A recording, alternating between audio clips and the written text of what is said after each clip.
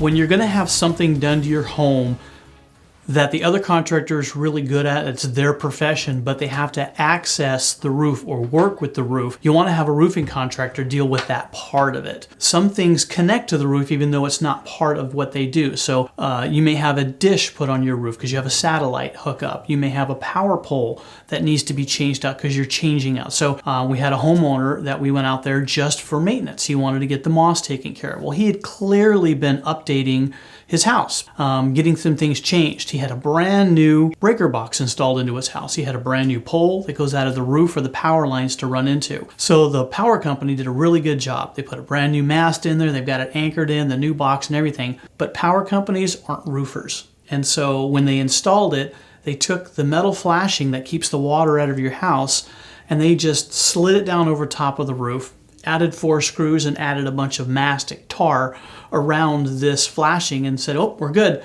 Not good. So the power pole is going to work great. It's nice and strong, but it's not if that's going to leak, it's when it's going to leak, because the tar that they use is called a mastic. It's also called a wet patch. There's a few different names for it.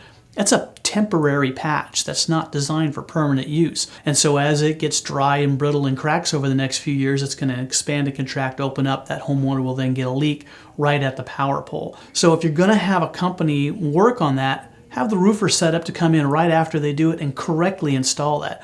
So now we have to come back after the fact, cut the old one back off. Now they have the mastic and the tar all over the shingles. Now those have to be replaced also, not just the flashing. They've made it worse, and now we have to come back and tear into more of the roof than we should have. You know, you have the same thing with dish companies. They put a satellite dish on your house. It's great TV, but they're not really good at securing the dish to the roof and making sure it's waterproof.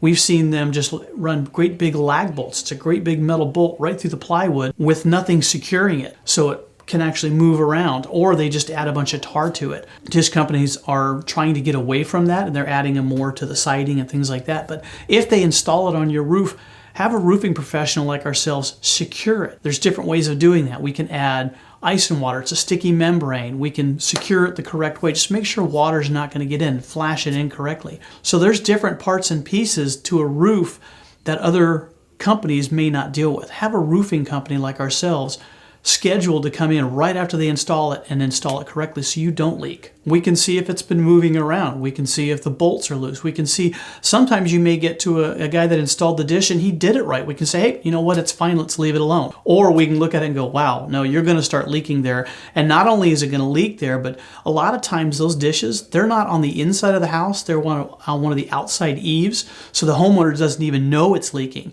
Well, now if you look underneath, you may see soft spots. So now the wood is starting to rot. And not only is it a leak, but now you have a rot case. So if that does rot, you have to take off the whole sheet of plywood and replace all that. So let's definitely get it inspected.